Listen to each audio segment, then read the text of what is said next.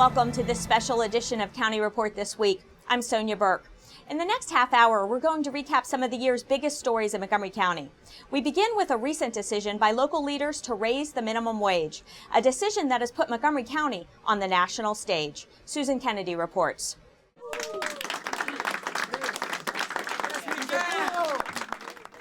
The new law will raise the minimum wage to $11.50 per hour by the year 2017. The measure was overwhelmingly approved by the council and signed into law by the county executive without a hitch. It's signed. Councilmember Mark Elrich led the charge to raise the minimum wage. He says he believes this is the most effective piece of legislation passed by the council during his tenure. It's really good. I mean, we do a lot of legislation, and I can't think of anything we've done that will affect people's lives as profoundly for like years to come as this legislation. And I don't think, in public service, being able to make a difference in people's lives is the definition of public service. For those workers who are supporting themselves or their families on a thin financial margin, an increase in the minimum wage will provide them with additional money, much of which probably will be spent right here in our local economy here in Montgomery County. The bill was co-sponsored by council members Valerie Irvin and Nancy Navarro. This historic vote is designed to balance the needs of county workers and businesses that are still recovering from the national recession. Prince George's County has since passed a similar measure, and the District of Columbia is poised to do the same. Elrich says that regional approach was key to the bill's passage. I think so, because once it was regional and we all were on the same time frame, we all know the wage is inadequate. We all see the social consequences of poverty. It wasn't like we had to debate, like, is it okay for poverty to go on like this forever? We all felt we needed to do something. The bill signing precedes action by the state. Delegate Tom Hucker says he hopes this move will provide momentum for similar legislation during the General Assembly session in 2014. Yeah, there's been a minimum wage bill almost every year. It always goes down in defeat, unfortunately. But, having Montgomery step out like this and be the first county in the state to raise the minimum wage, having Prince George's follow our lead right after that, having our friends in D.C. do the same thing, I think will take a lot of the wind out of the sails of the opposition. Thank you all for all the work you did. In Rockville, I'm Susan Kennedy for County Report This Week. Local leaders are still touting the Montgomery delegation for some big wins in Annapolis during the 2013 legislative session, especially when it came to the delegation's top priority, transportation funding. Lorna Virgili reports. Executive Leggett and council members celebrated Team Montgomery, the county's state delegation, for approving a gas tax increase to fund transit projects. We estimate that there are probably close to 100,000 jobs that are related in some form or fashion to our ability to resolve our transportation challenges. Whether you're talking about the Purple Line, what we're doing at White Flint, White Oak, the Carter City Transit, the Science City, you name it, it is tied to transportation. And as we started our budget hearings last night, I can tell you that it's a different tone, but I think that has to do with the notion that as we had to cut so many different positions and programs in the last 3 years, $1.2 billion of gap that we had to close, the question was always, and what are you doing to grow the base? What are you doing to grow revenues? And for us, this issue of master plans and this issue of moving forward with transportation infrastructure is tied to that economic development strategy. For years, Executive Leggett stood practically alone advocating for increasing the statewide gasoline tax to grow transportation funds. The effort failed in last year's legislative session, and this year, the county set transportation funding as its #1 priority for the session. We zeroed in on the target this year, and everybody was together on it, and we simply refused to leave Annapolis until we passed the Comprehensive Transportation Infrastructure Investment Act of 2013, and we had total unity and cohesion and focus on that. The possible 5% sales tax to the wholesale price of gasoline would likely go up each year, and its net effect on gas prices will depend on the price of fuel. We need the Purple Line, we need the Corridor Cities Transitway, we need money for Ride-On, we need the Watkins Mill Interchange, and so many other projects around the county. And I would say that this, where other jurisdictions had other priorities, this was our #1 priority. And the governor, the speaker, and the Senate president knew that this was the #1 priority in Montgomery County, and knew that since we, as the economic engine of the state of Maryland, we needed this money, we needed to keep business moving, we needed to keep people moving. And so we were delighted to come up with this success this year. The delegation was also congratulated for passing other measures, including the state's gun violence law, the abolishment of the death penalty, and driver's licenses for undocumented residents. In Rockville, for County Report This Week, I'm Lorna Virgili. Getting around on 2 wheels is now a little easier now that the Capital Bikeshare Network has expanded its program to Montgomery County. Rockville 11 covered the launch at one of the county's first bike stations. That's right. It was an exciting launch event for the expansion of the Capital Bikeshare Network right here in downtown Rockville. Elected officials and cycling enthusiasts were on hand to give their support for the Bikeshare program in Montgomery County. We're here to celebrate the first bike sharing system in Maryland. Red bikes in Rockville and the rest of the county mean the expansion of the Capital Bikeshare Network in Maryland. Bike sharing provides short-term bicycle rentals at self-service automated solar-powered docking stations. The launch event brought out supporters of the program. And there's no question that Montgomery County is the leader in bike paths, bikeways, and bike share. I think that it provides us with a foundation for an expansion, not only here in the city of Rockville, but throughout the entire Montgomery County, in Friendship Heights, Chevy Chase, Bethesda, and Silver Spring, all over the county. We are joining a regional network, as you know, from the District of Columbia, Arlington, Fairfax, Alexandria. So I think it's exciting for the riders, for our young people, for any and everybody who want to be part of the bike sharing program. A lot of good reasons to ride a bicycle, but I think the main reason is because it's fun. And I think bike share is going to open up the fun of bicycling to a lot more people, and they're going to realize that it's a great thing that you can incorporate into your everyday life. Rockville's Bike and Pedestrian Safety Coordinator Kevin Belanger worked with the county's Department of Transportation to launch the program. He gave us a tutorial on how bike sharing works. You have the full year membership. That's what this thing does here. It's $75 for a full year membership, and it gives you unlimited 30-minute trips you want to take around town. If you go over 30 minutes, it costs you $1 per every 30 minutes on top of that. You'll take your key fob, you'll stick it into the hole right here. You'll wait until the light turns green, and you'll just hop up on pull the seat back, comes out pretty easily. When you're done with your trip, go back to the station, find an empty dock, and just shove it back in, wait till the light turns green, and you're good to go. You can walk away from it. Membership options include anywhere from yearly registration to 1 day. For more information and a map showing installed stations in the county, go to montgomerycountymd.gov/bikeshare. For County Report This Week, I'm Bridget Suiso. Studies continually indicate that teenagers are not getting enough sleep. That's why Montgomery County Public Schools is considering a recommendation by the superintendent to reset the school start times. MCPS TV has the story. School start and end times, also known as bell times, may be changing at Montgomery County Public Schools, and the school system is seeking community input. Superintendent Joshua Starr is recommending that the school system consider pushing back high school start times by 50 minutes, from 7:25 a.m. to 8:15 a.m., moving middle school start times 10 minutes earlier from 7:55 a.m. to 7:45 a.m., and keeping elementary school start times the same, but extending the elementary school day by 30 minutes. We're looking at starting the day 50 minutes later for high school kids, and it gives them more time to sleep in the morning and more time to be rested and raring and ready to go. It's related to their health and well-being, and we've made that a key part of our strategic planning framework. Dr. Starr's recommendation is based on a report by the 2013 Bell Times Work Group, which has been studying this issue for the last 10 months. We had a pretty clear plan for the work group to study the research, to study the past efforts,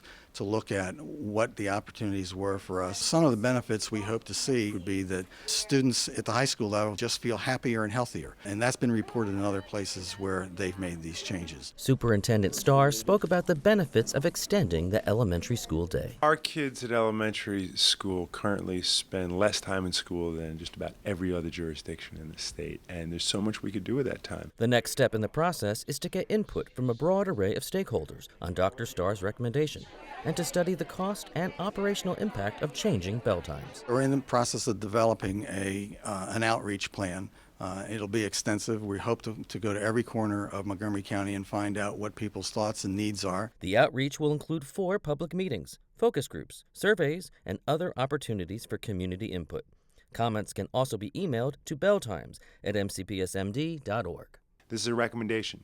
It is not a done deal. We need to understand the feasibility, we need to understand the practicality, and the costs associated with it to see if we can go forward. When we come back, the president visits a Rockville small business. And then we'll tell you what these Poolesville students learned about what happens every 15 minutes. Stay with us. Did you know there are more than 10,000 county government phone numbers? But there's only one number you need to remember for non-emergency calls, 311. MC 311 is Montgomery County government's online telephone information system. Need information? Have a problem or complaint?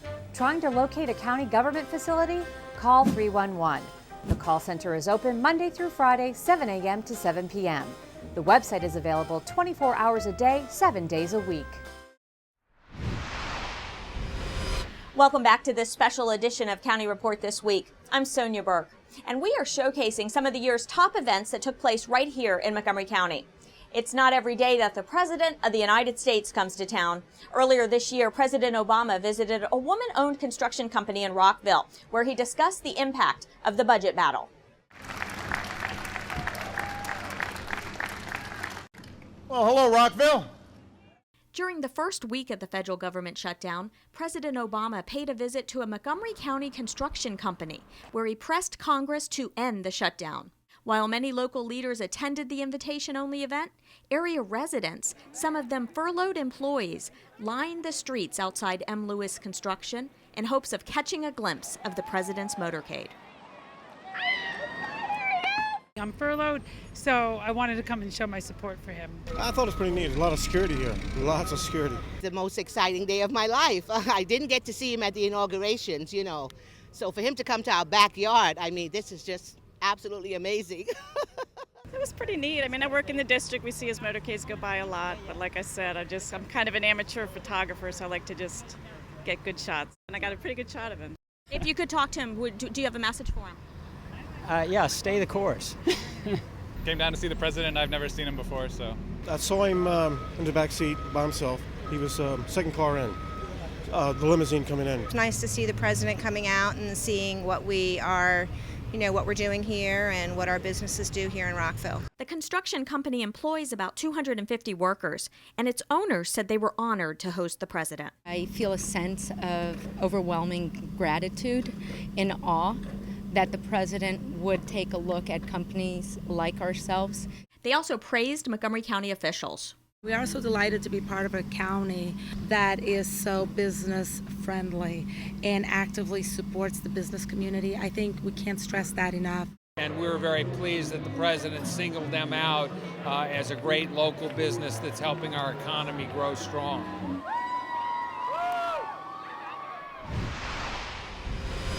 There's a program that targets high school seniors and challenges them to think about drinking and driving and the responsibility of making mature decisions before getting behind the wheel. Susan Kennedy covered this story from Poolesville High.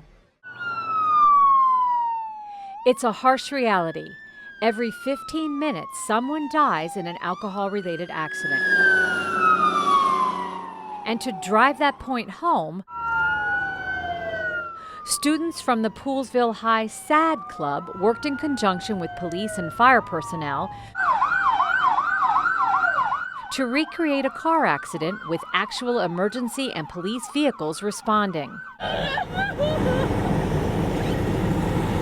The staged accident was caused by a drunk driver, a student. The victims were also students. The Every 15 Minutes program offers students real-life experience without the real-life risk. This is not an accident. This is a choice. And these kids chose to drink and drive. Therefore, they chose to take someone else's life. As we go into prom season, as we go into graduation time and sports in spring and summer, these kids can make this a part of their life, to make a responsible choice not to drink and drive, text and drive. Students watched from the front of the school as their classmate was extracted from the vehicle with the jaws of life and taken by stretcher to a waiting ambulance. The driver was given a field sobriety test and eventually led away in handcuffs by police. It's like, wow, like, if this was real, I did that. I feel like it was really moving because, like, to see, like, myself in a sobriety test and all that, it's just really, like, scary and just, like, to show, like, this can happen to anybody and it's just stupid to do and, like, it's scary. Even though it's fake, it's still hard to watch because it looks real and, like, it gets the idea that it could happen to your friends, and I think it's, like, important for us to see because we don't want this to actually happen to any of our friends. One of the student actors was Assistant Chief Graham's daughter. Though she hears her dad's message on a regular basis, participating in the event brought it all home. That being in the accident itself was pretty powerful. I didn't expect this kind of reaction or intense emotions being in the accident. But in the end, officials hope that even if this important safety message resonates with just one student, they will have reached their goal. Watching somebody get arrested and taken away, actually, I think it drives it home. Visual, the kids are really visual. They like to see, things, touch them with their hands or get close enough where they can see them, so it's not just a theory. So I think this does a lot of good. Like Chief Graham said, if it just gets one or two, then we're happy. In Poolesville, I'm Susan Kennedy for County Report This Week. This past year, county officials noted an increase in pedestrian collisions in parking lots and garages, so they launched an educational campaign to raise awareness for all of us. Lorna Virgili has more. Looking down and talking on the cell phone while walking through a parking lot. This is a picture of what authorities say is an accident waiting to happen. Therefore, the county has launched an educational campaign to address the growing number of pedestrian collisions in parking lots. We have the holiday season coming up, and all of us are going to be spending an inordinate amount of our time in parking lots. We do as a course of modern life anyway. But we have noticed at the county, as we've pursued our pedestrian safety initiative over the past years, that a significant number of pedestrian collisions are happening in parking lots. As a matter of fact, over the past 5 years, there has been a 50% increase in parking lot collisions. Last year alone, there were 125 collisions in parking lots and garages. What normally happens is the following.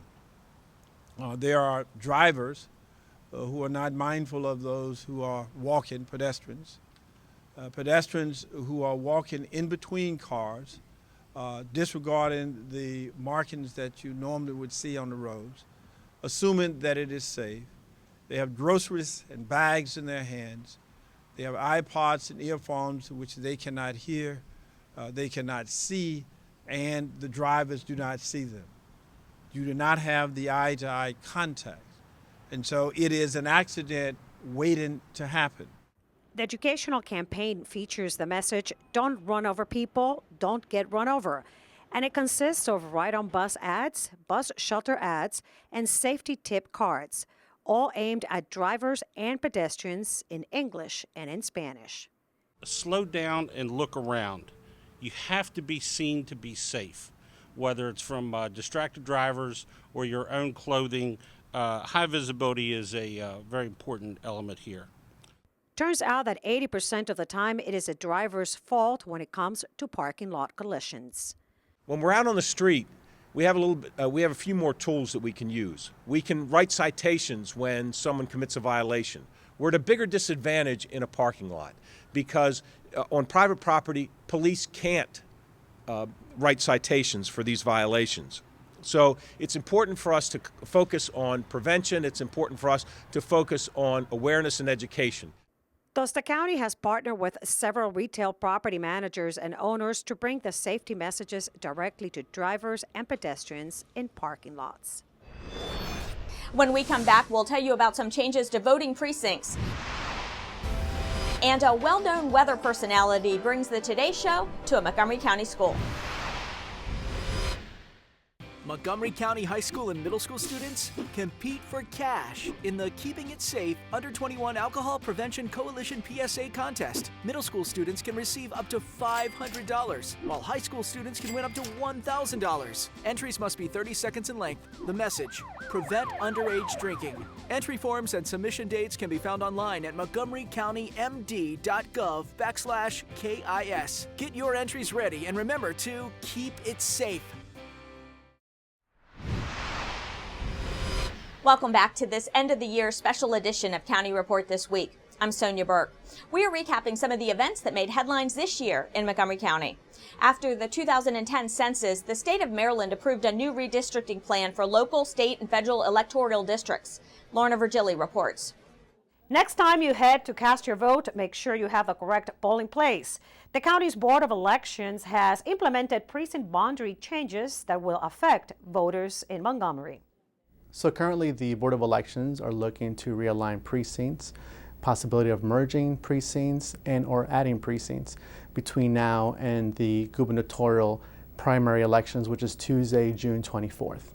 As a result of the 2010 census, the legislative districts were adjusted last year by the governor and the General Assembly.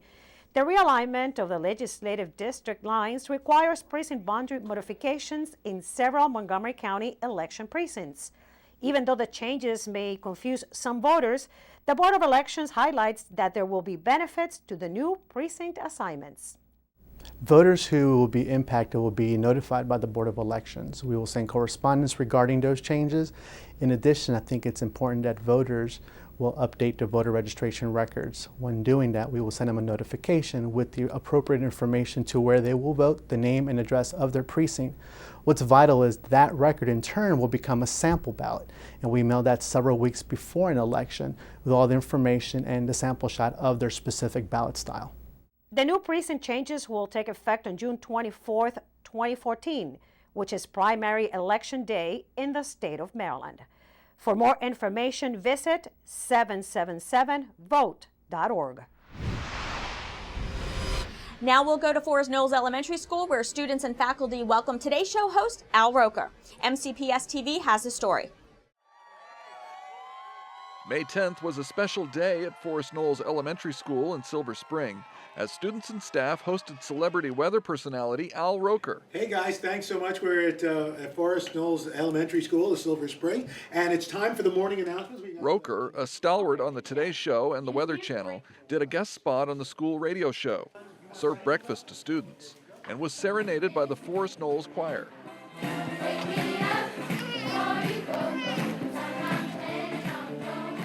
Lunch and recess aide Genevieve Bowles heard about the Wake Up with Al contest and suggested the school enter because it would support the school's program. Forest Knolls is a great school because we actually have a communication art magnet program, so the kids are learning about television, they're learning about radio, they're learning about press. Students wrote persuasive essays, hoping to convince Roker to come to their school. The whole experience was a learning opportunity for the students. They get to see jobs that they might never have thought of before. And so you want them to start thinking about things like this now. And whether it's here or somewhere else as a public speaker or whatever, they're learning a fabulous skill that they can take with them forever. Al Roker took a little something away from the experience, too. They're just all very engaged and excited and happy. It's a very diverse school population, and it just goes to show that there are a lot of great examples of public education that work. Students were thrilled by the experience and the chance to participate in a national TV broadcast. I guess all these kids were persuasive enough that we got this, and it's a dream come true.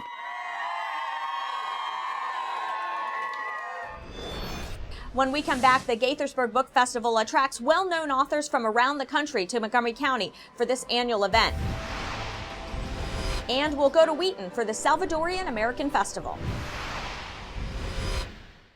Are you sure they can recycle us, Clamshell? Hey, Dome, we're on a new recycling postcard. I can't wait to make a new start. Maybe I'll be a red carpet at a big premiere. And I'll get to paint the White House. Shh, here he comes.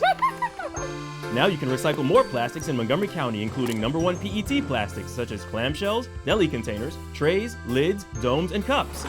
We're in! For more information on recycling, contact the Montgomery County, Maryland Division of Solid Waste Services at 311. The wait is over. Recycle more plastics today. Welcome back to the Best of County Report this week. I'm Sonia Burke. Our special show is looking back at some of the year's biggest events in Montgomery County.